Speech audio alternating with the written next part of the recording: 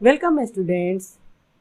आज हम लोग पढ़ने जा रहे हैं हमारी अर्थव्यवस्था के पहले चैप्टर का तीसरा पार्ट, भारतीय अर्थव्यवस्था एवं इसके विकास की कहानी या इतिहास। इससे पहले हम लोग 2 पार्ट पढ़ चुके हैं। ये हमारा तीसरा पार्ट है जिसमें हम लोग आर्थिक विकास के बारे में विस्तार से पढ़ेंगे और इसको समझेंगे। तो आइए हम लोग शुरू करते हैं आज का अपना यह पार्ट, आर्थिक विकास। पहले हम आर्थिक विकास की चर्चा करें जो आर्थिक नियोजन यानी इकोनॉमिक प्लानिंग के द्वारा संपन्न होता है। इसके पहले हमें जान लेना यह आवश्यक है कि आर्थिक विकास होता क्या है, यानी आर्थिक विकास की क्या परिभाषा है, इसका क्या अभिप्राय है। तो आइए देखें। ऐसे तो आर्थिक विकास की परिभाषा को लेकर अर्थशास्त्रियों में काफ़ी मतभेद हैं, यानी अलग अलग अर्थशास्त्रियों ने आर्थिक विकास की अलग अलग परिभाषाएं दी हैं, यानी सबके मतों में काफ़ी भेद है। इसकी एक सर्वमान्य परिभाषा नहीं दी जा सकती है। फिर भी आप इसकी कुछ महत्वपूर्ण परिभाषाओं को जान लें। जैसे कि एक प्रसिद्ध अर्थशास्त्री हैं प्रोफेसर रोस्टोव। इनके अनुसार आर्थिक विकास एक ओर श्रम शक्ति में वृद्धि की दर तथा दूसरी ओर जनसंख्या में वृद्धि के बीच का संबंध है। तो ये कहते हैं कि आर्थिक विकास क्या है, श्रम शक्ति और जनसंख्या में वृद्धि के दर के बीच का संबंध है।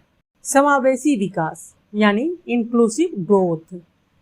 समावेशी विकास का अर्थ होता है आर्थिक विकास की जिस पद्धति या प्रक्रिया से समाज के सभी वर्गों का जीवन स्तर ऊंचा होता जाए तथा समाज का कोई भी वर्ग विकास के लाभ से अछूता नहीं रहे, तो ऐसे ही विकास की क्रिया को समावेशी विकास कहा जाता है। दूसरे शब्दों में हम कह सकते हैं कि समावेशी विकास के अंतर्गत समाज के सभी वर्गों का विकास शामिल होता है, यानी सभी को विकसित होने का और लाइफ में आगे बढ़ने का मौका मिलता है। एक प्रसिद्ध अर्थशास्त्री हैं प्रोफेसर मेयर एंड बॉलविन। इन्होंने बताया है कि आर्थिक विकास एक ऐसी प्रक्रिया है जिसके द्वारा दीर्घकाल में किसी अर्थव्यवस्था की वास्तविक राष्ट्रीय आय में वृद्धि होती है। यानी इनका कहना है कि आर्थिक विकास जो है कोई 2-4 दिन की बात नहीं है, बल्कि इसके विकास में काफ़ी लंबा टाइम लगता है। इसलिए आर्थिक विकास एक दीर्घकालीन प्रक्रिया है जिसके अंतर्गत अर्थव्यवस्था की वास्तविक राष्ट्रीय आय में वृद्धि होती है, क्योंकि जब विकास काफ़ी लंबा चलेगा तभी तो उससे कुछ अच्छा परिणाम निकल कर सामने आएगा, यानी राष्ट्रीय आय में वृद्धि होगी या प्रति व्यक्ति आय में वृद्धि होगी। अतः स्पष्ट है कि आर्थिक विकास आवश्यक रूप से परिवर्तन की प्रक्रिया है। इससे अर्थव्यवस्था के ढांचे में परिवर्तन होते हैं। इसके चलते प्रति व्यक्ति आय बदलती है तथा आर्थिक विकास के निर्धारक निरंतर बदलते रहते हैं, यानी कि आज के डेट में जो आर्थिक विकास का सूचक है कल के डेट में कुछ और होगा। इस तरह से आर्थिक विकास के स्वरूप में परिवर्तन होता रहता है।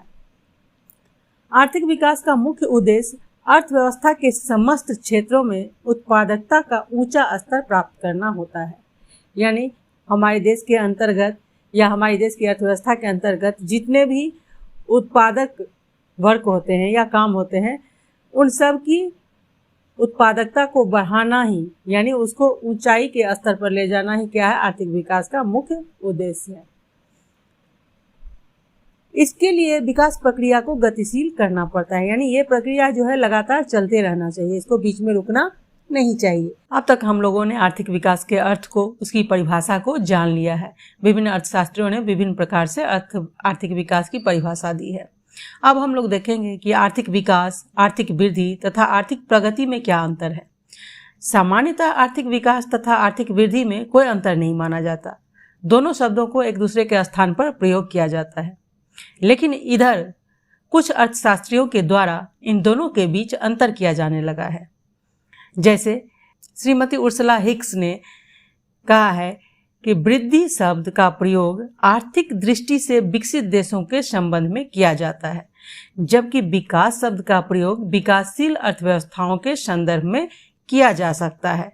यानी इनका कहना है कि जो देश विकसित हो चुके हैं उनके लिए आर्थिक वृद्धि शब्द का प्रयोग किया जाता है, और जो लोग अभी विकासशील हैं उनके लिए विकास शब्द का प्रयोग किया जाता है। डॉक्टर ब्राइट ट्रेसिंग ये भी एक अर्थशास्त्री हैं। इन्होंने लिखा है, ग्रोथ शब्द का या विकास शब्द का प्रयोग विकसित देशों के लिए किया जा सकता है। सतत विकास, सस्टेनेबल डेवलपमेंट, तो आइए जानें इसके बारे में। आज प्राकृतिक साधनों जैसे कोयला, गैस, पेट्रोलियम, वन, जल, सूर्य का प्रकाश आदि का यदि इसी तरह प्रयोग होता रहा तो भावी पीढ़ी को इन प्राकृतिक साधनों से वंचित होना पड़ेगा। यही नहीं, वर्तमान उत्पादन तकनीक ने पर्यावरण प्रदूषण की गंभीर समस्या को जन्म दिया है। अनेक उत्पादन क्रियाएं जल, वायु एवं भूमि को प्रदूषित कर रही है, जो आज एक चिंता का विषय है। इन सब समस्याओं के कारण विकास की वर्तमान पद्धति तथा प्रक्रिया को जारी रखना उचित नहीं कहा जा सकता। इसके विकल्प के रूप में सतत विकास या पोषणीय विकास की अवधारणा का जन्म हुआ है। सतत विकास का शाब्दिक अर्थ है ऐसा विकास जो जारी रह सके, टिकाऊ बना रह सके। सतत विकास में न केवल वर्तमान पीढ़ी बल्कि भावी पीढ़ी के विकास को भी ध्यान में रखा जाता है। ब्रुंडलैंड आयोग ने सतत विकास के बारे में बताया है कि विकास की वह प्रक्रिया जिसमें वर्तमान की आवश्यकताएं बिना भावी पीढ़ी की क्षमता योग्यताओं से समझौता किए पूरी की जाती है, वही सतत विकास कहलाती है। कहने का मतलब यहाँ यह है कि सतत विकास वह क्रिया है या प्रक्रिया है जिसके अंतर्गत वर्तमान पीढ़ी यानी हम लोग प्राकृतिक संसाधनों का उपयोग इस तरह से करें, ये हमारे काम तो आए ही, साथ ही ये हमारी भावी पीढ़ी के लिए भी बची हुई और सुरक्षित रह सके, यानी भावी पीढ़ी भी इसका उपयोग कर सके। इस तरह से हमें किसी भी प्राकृतिक संसाधनों का दुरुपयोग नहीं करना है, बल्कि जितनी जरूरत है उतनी ही उसका उपयोग करना है, इसे भविष्य के लिए बचाकर रखना है। इसी तरह मेडिसन नामक एक अर्थशास्त्री ने बताया है कि धनी देशों में आय का बढ़ता हुआ स्तर आर्थिक वृद्धि का सूचक होता है, जबकि निर्धन देशों में आय का बढ़ता हुआ स्तर आर्थिक विकास का सूचक होता है। इस प्रकार विभिन्न अर्थशास्त्रियों ने आर्थिक विकास, आर्थिक वृद्धि और आर्थिक प्रगति का परिभाषा दिया है। जहां तक आर्थिक प्रगति की बात है, यह एक व्यापक शब्द है। इसका प्रयोग किसी आर्थिक इकाई के लिए किया जा सकता है। इसमें आर्थिक वृद्धि तथा आर्थिक विकास दोनों ही शामिल रहते हैं। प्रायः आर्थिक प्रगति के स्थान पर आर्थिक वृद्धि या आर्थिक विकास शब्दों का प्रयोग होता है। आर्थिक वृद्धि और आर्थिक विकास एक दूसरे के अर्थ में भी प्रयुक्त होते हैं, यानी एक दूसरे के स्थान पर भी यूज किए जाते हैं। सच पूछा जाए तो विकास शब्द में वृद्धि शब्द का अर्थ भी छिपा होता है। अतः आर्थिक विकास तथा आर्थिक वृद्धि तथा आर्थिक प्रगति में कुछ खास अंतर नहीं है। इन तीनों को व्यवहार में एक ही जैसा समझा जा सकता है, यानी इन तीनों का उपयोग लगभग एक ही जैसा किया जाता है। और प्रोफेसर लेविस का भी यही कहना है कि आर्थिक वृद्धि, आर्थिक विकास और आर्थिक प्रगति में कुछ खास अंतर नहीं है, बल्कि इन तीनों का प्रयोग एक ही जैसा किया जाता है। अब हम लोग आर्थिक नियोजन यानी इकोनॉमिक प्लानिंग के बारे में जान सकते हैं, जिसके द्वारा आर्थिक विकास होता है। आर्थिक नियोजन का अर्थ एक समयबद्ध कार्यक्रम के अंतर्गत पूर्व निर्धारित सामाजिक एवं आर्थिक उद्देश्यों की प्राप्ति के लिए अर्थव्यवस्था में उपलब्ध संसाधनों का नियोजित समन्वय एवं उपयोग करना है। अर्थात आर्थिक नियोजन का अर्थ होता है कि एक समय सीमा के अंतर्गत पहले से निर्धारित सामाजिक एवं आर्थिक उद्देश्यों की प्राप्ति के लिए अर्थव्यवस्था में जितनी भी संसाधन उपलब्ध है उनको नियोजित तरीके से संगठित करके उपयोग करना।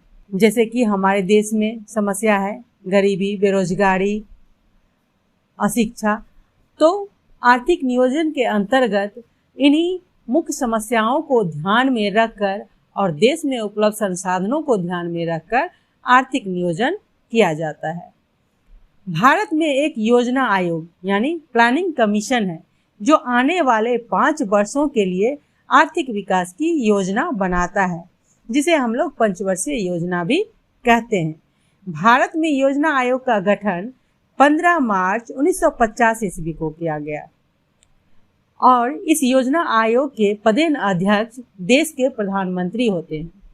योजना आयोग के प्रथम अध्यक्ष तत्कालीन प्रधानमंत्री जवाहरलाल नेहरू थे और अभी वर्तमान में भारत के योजना आयोग के अध्यक्ष डॉक्टर मनमोहन सिंह हैं। यानी ये बुक जब की है, जब का पब्लिकेशन है, उस समय डॉक्टर मनमोहन सिंह हमारे देश के प्रधानमंत्री थे और अभी हमारे देश के प्रधानमंत्री हैं नरेंद्र मोदी, और इसलिए योजना आयोग के अध्यक्ष भी नरेंद्र मोदी ही हैं। अब योजना आयोग के शब्दों में आर्थिक नियोजन का अर्थ राष्ट्र की प्राथमिकताओं के अनुसार देश के संसाधनों का विभिन्न विकासात्मक क्रियाओं में प्रयोग करना है। अर्थात economic planning means utilisation of countries resources into different development activities in accordance with national priorities. अर्थात योजना आयोग ने आर्थिक नियोजन की परिभाषा देते हुए कहा कि आर्थिक नियोजन का अर्थ होता है राष्ट्र की प्राथमिकताओं, यानी हमारे राष्ट्र में जो समस्याएं हैं उन सब को ध्यान में रखते हुए हमारे देश में उपलब्ध संसाधनों का विभिन्न प्रकार के विकासात्मक कार्यों में प्रयोग करना, जिससे कि हमारी राष्ट्र की प्राथमिकताओं का पालन हो या पूर्ति हो। भारत अभी तक कुल 10 पंचवर्षीय योजनाओं को पूरी कर चुका है तथा अब 11वीं पंचवर्षीय योजना के अंतर्गत विकास कर रहा है। यानी कहने का मतलब ये है कि यह बुक जब छपी थी उस समय तक 10 पंचवर्षीय योजनाएं पूरी हो चुकी थी और 11वीं चल रही थी, लेकिन वर्तमान समय में हमारे देश में 12 पंचवर्षीय योजनाएं कंप्लीट हो चुकी हैं और 13वीं पंचवर्षीय योजना का नाम बदलकर नीति आयोग कर दिया गया है। यानी अब जो पंचवर्षीय योजना चल रही है वो नीति आयोग के तहत चल रही हैं। तो इस प्रकार 12 कंप्लीट हो गई है, 13वीं अभी चल रही है। हमारे देश में पहली पंचवर्षीय योजना की अवधि 1951 से 1956 थी, तो 11वीं पंचवर्षीय योजना की अवधि 2007 से लेकर 2012 थी और 12वीं पंचवर्षीय योजना की अवधि 2012 से लेकर 2017 थी और अभी जो चल रही है वो 13वीं पंचवर्षीय योजना चल रही है, जो कि नीति आयोग के नाम से जानी जाती है। भारत में आर्थिक विकास का श्रेय नियोजन को दिया जा सकता है। भारत में नियोजन के मुख्य उद्देश्य हैं आर्थिक विकास की दर को बढ़ाना, कृषि एवं उद्योगों का आधुनिकीकरण करना, आत्मनिर्भरता को प्राप्त करना तथा सामाजिक न्याय को बढ़ावा देना। भारत में नियोजन को एक तालिका के द्वारा आप समझ सकते हैं। आप देख सकते हैं तालिका 1.2 में भारत में नियोजन कब से कब तक, तो पहली पंचवर्षीय योजना से लेकर अभी तक। तो पहली पंचवर्षीय योजना जिसका कार्यकाल 1951 से 1956, दूसरी पंचवर्षीय योजना 1956 से 1961 और 7वीं पंचवर्षीय योजना 1985 से 1990 तक, 10वीं पंचवर्षीय योजना 2002 से लेकर 2007 तक, 11वीं पंचवर्षीय योजना 2007 से लेकर 2012 तक और 12वीं पंचवर्षीय योजना 2012 से लेकर 2017 तक, और अभी जो चल रही है वो 13वीं पंचवर्षीय योजना 2017 से लेकर 2022 तक। आइए अब हम लोग देखते हैं इस पाठ में आए नए शब्दों का अर्थ और उसकी परिभाषा। आर्थिक नियोजन का अर्थ राष्ट्र की प्राथमिकताओं के अनुसार देश के संसाधनों का विभिन्न विकासात्मक क्रियाओं में प्रयोग करना, अर्थात हमारे देश की जो प्रमुख आवश्यकताएं हैं उन सबको ध्यान में रखते हुए देश में उपलब्ध संसाधनों को विभिन्न प्रकार के विकासात्मक क्रियाओं अर्थात योजनाओं में प्रयोग करना, ताकि देश का आर्थिक विकास हो सके। ठीक है, अब है हमारा भारत में योजना आयोग का गठन 15 मार्च 1950 ईस्वी को किया गया था और योजना आयोग के अध्यक्ष होते हैं पदेन अध्यक्ष भारत के प्रधानमंत्री, जो कि इस समय है नरेंद्र मोदी। सामान्यतः कामकाज को देखने के लिए एक उपाध्यक्ष की देखरेख में होता है, यानी प्रधानमंत्री तो पदेन अध्यक्ष मात्र होते हैं, लेकिन रियल में जो कामकाज को देखते हैं वो एक उपाध्यक्ष होते हैं, जो पूरे कार्य प्रणाली को सुचारू रूप से चलाते हैं। और उनकी सहायता के लिए आयोग के 8 सदस्य और होते हैं, जो उनको इस काम में सहायता प्रदान करते हैं। राष्ट्रीय विकास परिषद यानी national development council NDC। Bharat में राष्ट्रीय विकास परिषद का गठन 6 अगस्त 1952 ईस्वी को किया गया था। इसका गठन आर्थिक नियोजन हेतु राज्य सरकारों तथा योजना आयोग के बीच तालमेल तथा सहयोग का वातावरण बनाने के लिए किया गया था। यानी इस विकास परिषद का, राष्ट्रीय विकास परिषद का गठन किया गया था किसके किसके बीच? तो सरकार, विभिन्न राज्यों के सरकारों तथा योजना आयोग के बीच तालमेल या सहयोग का वातावरण बनाने के लिए। राष्ट्रीय विकास परिषद में सभी राज्यों के मुख्यमंत्री इसके पदेन सदस्य होते हैं। प्रत्येक पंचवर्षीय योजना बनाने का कार्य योजना आयोग का होता है और अंत में यह राष्ट्रीय विकास परिषद द्वारा अनुमोदित होती है। अर्थात कहने का मतलब यह है कि योजनाओं का निर्माण करना, जितनी भी पंचवर्षीय योजनाएं बनती है वो कौन बनाता है? पंचवर्षीय योजना का कार्यक्रम कौन तैयार करता है? तो योजना आयोग। लेकिन इस योजना को बनाने के बाद उसे राष्ट्रीय विकास परिषद के द्वारा अनुमति भी लेनी पड़ती है। यानी जब तक राष्ट्रीय विकास परिषद उसको अनुमोदित नहीं करेगी तब तक वह योजना पास नहीं होगी। तो आज के लिए बस इतना ही। अगले पार्ट में हम लोग पढ़ेंगे मौद्रिक विकास, मॉनेटरी डेवलपमेंट। तो आपको ये वीडियो कैसी लगी हमें कमेंट करके जरूर बताएं। अगर आपको ये अच्छी लगी तो इसे लाइक करना ना भूलें, साथ ही इसे ज़्यादा से ज़्यादा शेयर करें और अगर आप इस चैनल पर नए हैं तो इसे सब्सक्राइब करके बेल आइकन को प्रेस कर लें ताकि आने वाली सभी वीडियोज़ की नोटिफिकेशन आपको सबसे पहले मिले। हमारे साथ बने रहने के लिए और वीडियो को अंत तक देखने के लिए आपका बहुत बहुत धन्यवाद।